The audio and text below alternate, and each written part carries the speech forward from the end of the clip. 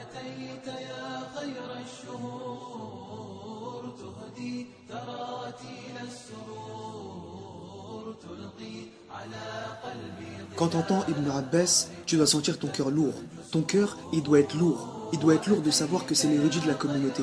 Il doit être lourd de savoir que c'est le compagnon qui maîtrisait le plus l'explication du Coran. Ton cœur, il doit être lourd de savoir que c'est l'homme à qui le prophète alayhi salatu salam en personne a fait une dua en disant « Oh Allah, donne-lui une profonde compréhension de la religion et instruis-le dans l'explication et l'interprétation des choses. » Et maintenant que tu sais tout ça et que tu sens ton cœur bien lourd, sache que cette montagne de savoir n'avait que 13 ans à la mort du prophète alayhi salatu salam. Il n'avait que 13 ans. Un jour, il a vu le prophète alayhi salatu salam qui voulait faire ses ablutions. Il s'est dépêché de lui ramener de l'eau pour qu'il les fasse, et quand le prophète alayhi salatu salam allait commencer à faire la salette, il a fait signe à Ibn Abbas pour qu'il vienne prier à côté de lui. Mais Ibn Abbas, il est resté derrière.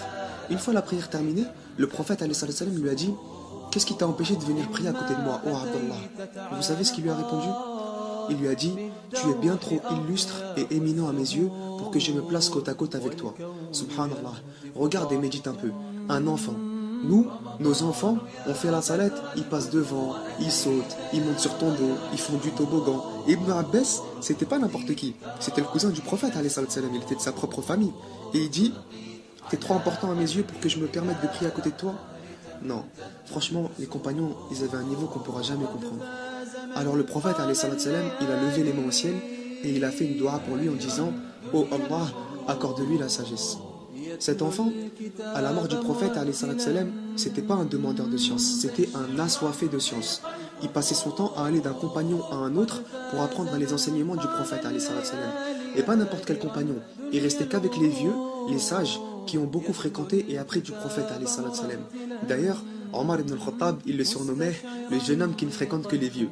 À l'époque, ça c'était un compliment. Si on dit ça de toi aujourd'hui, tu vas me dire, mais t'es fou, je respecte les vieux, mon frère, c'est la chouma. Hein? Espèce de mesquine, moi. Si aujourd'hui, on vous dit Ibn Abbas, c'est une montagne de science, c'est pas pour rien. Pour lui, les compagnons, c'était comme des bouteilles de science. Il allait en voir un et il le buvait. Il allait en voir un autre et il le buvait. Et ainsi de suite. En rajoutant à toute cette science qu'il a bu, la compréhension qu'Allah lui a donnée de cette science, car il n'y a rien de plus important que la science, si ce n'est sa compréhension. À chaque fois qu'il entendait qu'un compagnon avait un hadith qu'il ne connaissait pas, il allait chez lui pendant l'après-midi, il s'asseyait par terre sur le sable pour ne pas le déranger pendant la sieste, et il attendait que le compagnon sorte pour lui apprendre le hadith en question. T'imagines un peu? Nous aujourd'hui, on va faire les courses, on est à la caisse, on est stressé. On est dans les transports, on est stressé. Le train il a du retard, on commence à bouger dans tous les sens, on regarde sa montre comme si ça allait changer les choses. Khalas mon frère, t'es en retard, déstresse, respire, fais du dhikr, ça va aller. Quand il a atteint la maturité, là ça y est, Ibn Abbas, c'était devenu une université à lui tout seul. On rapporte que sa maison, elle n'était jamais vide. Il y avait toujours des élèves en masse pour assister à ses cours dans différentes disciplines. C'était devenu un maître en fiqh, un maître en théologie, un maître en hadith, un maître en interprétation du Coran, un maître en histoire de religion, en grammaire et beaucoup d'autres disciplines intellectuelles et spirituelles. À chaque question, il avait une réponse. Et à chaque problème, une solution. Bon, là c'est bon, vous vous dites, bon d'accord, Ibn Abbas c'est une montagne de science, depuis son plus jeune âge, c'est un ancien fait de science, il a une compréhension du commun, c'est une université à lui tout seul, ok c'est bien, mais nous on veut des exemples concrets pour comprendre ce que tu nous dis. Bah ça tombe bien, on y arrive. Lors de la fameuse polémique qu'il y a eu concernant la secte des Khawarij à l'époque de l'imam Ali, radiyallahu anhu, pour ceux qui ne connaissent pas l'histoire, pour vous remettre rapidement dans le contexte, il y a eu une bataille à l'époque pendant laquelle un groupe d'hommes avait quitté les rangs de l'imam Ali en le traitant de mécréant, etc., parce qu'il lui reprochait plusieurs choses qu'on va voir justement. Donc, ça a commencé à chauffer un petit peu, et Ibn Abbas il a dit à Ali, laisse-moi aller leur parler. Au début, Ali il n'était pas d'accord, parce qu'il avait peur bien sûr qu'il tue Ibn Abbas. Puis finalement, il s'est laissé convaincre. Donc, Ibn Abbas il est parti les voir pour savoir ce qui allait pas. Et ils lui ont dit, voilà, on en veut à Ali pour 3 choses. La première, c'est qu'il a permis à des hommes de juger dans les affaires d'Allah, alors qu'Allah a dit, le pouvoir n'appartient qu'à Allah. La deuxième, c'est qu'il a combattu ses ennemis sans prendre ni prisonnier ni butin de guerre. La troisième, c'est qu'il a abandonné le titre de prince des croyants, c'est donc le prince des mécréants. Alors Ibn Abbas il leur a dit, bon, si je vous récite des paroles d'Allah ou de son messager qui vous contredisent, est-ce que vous allez vous remettre en question et revenir à l'obéissance? Ils lui ont dit, ouais bien sûr. Et là concentrez-vous bien parce que c'est un petit peu technique. Il leur a dit, par rapport au jugement des hommes, Allah n'a-t-il pas dit lui-même, ô les croyants, ne tuez pas de gibier pendant que vous êtes en état d'ihram. Quiconque en tuera volontairement, devra envoyer en offrande à la Kaaba une tête de bétail ayant la même valeur que le gibier tué, d'après le jugement de 2 personnes intègres parmi vous. Il leur a dit, le jugement des hommes pour du gibier, est-ce que c'est plus important que le jugement des hommes pour leur propre sang? Là, ils étaient bloqués.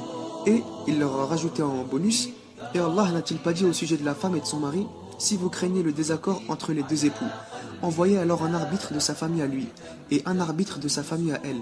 Si les 2 veulent la réconciliation, alors Allah rétablira l'entente entre eux. Allah lui-même, il a fait du jugement des hommes une traduction authentique dans son livre. Il leur a dit, c'est bon, on a fini avec cette question? Ils lui ont dit, Allahumma na'am, oh Allah, oui. Après, en ce qui concerne les prisonniers de guerre et le butin, il leur a dit, le prophète alayhi salam lui-même il l'a fait. Et il a plus de droits sur vous que vous en avez sur vous-même. Comme Allah lui-même le dit, le prophète a plus de droits sur les croyants qu'ils n'en ont sur eux-mêmes et ses épouses sont leurs mères. Alors ils ont commencé à se regarder les uns les autres et Ibn Abbas il leur a dit, c'est bon pour cette question? Ils lui ont dit, Allahumma na'am. Et pour les terminer, il leur a dit, Ali, il a abandonné le titre de prince des croyants. D'accord. Mais le prophète, alayhi salam, il a abandonné le titre de messager d'Allah. Vous vous rappelez pas? Le jour d'Al-Hudaybiyah, quand il a conclu le pacte avec Suhail ibn Amr et Sufyan ibn Harb en disant à Ali, écris, ô Ali, ce sont les termes du pacte de paix acceptés par Mohammed, le messager d'Allah. Et là, les polythéistes, ils ont dit, comment ça, messager d'Allah? Si on était convaincu que tu étais le messager d'Allah, on t'aurait pas combattu. Le prophète, alayhi salam, il a dit, oh Allah, toi tu sais que je suis le messager d'Allah.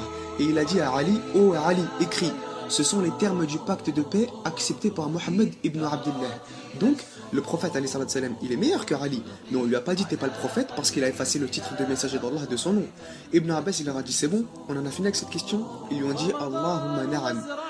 Et c'est ainsi qu'environ 20 000 personnes se sont repenties et sont revenues dans les rangs de Ali, alors que 4 000 sont restés obstinés dans leurs fausses croyances et ils ont formé cette secte connue sous le nom des Khawarij. Vous avez maintenant un exemple concret de cette montagne de science qu'était Ibn Abbas. Cet homme était aussi quelqu'un qui cherchait toujours la réconciliation. Il était souvent médiateur et évitait la violence. C'était quelqu'un de doux et d'attentionné. Quelque temps après cette confrontation avec les Khawarij, la tante d'Ibn Abbas mourut et on rapporte qu'à ses funérailles, il disait « C'était la femme du messager d'Allah, alors lorsque vous la soulèverez, ne la secouez pas et ne soyez pas trop brutaux, mais soyez doux. » C'était un homme très généreux et certains de ses contemporains disaient « Nous n'avons jamais vu une maison plus fournie en nourriture, ou en boissons, ou en fruits, ou même en savoir que celle d'Ibn Abbas. » Subhanallah. Ibn Abbas, cette pierre précieuse, s'est éteinte à l'âge de 71 ans, mais restera à jamais dans nos mémoires et dans nos cœurs. هذا ما أعلم والله أعلى وأعلم سبحانك اللهم وبحمدك أشهد أن لا إله إلا أنت أستغفرك وأتوب إليك والسلام عليكم ورحمة الله وبركاته.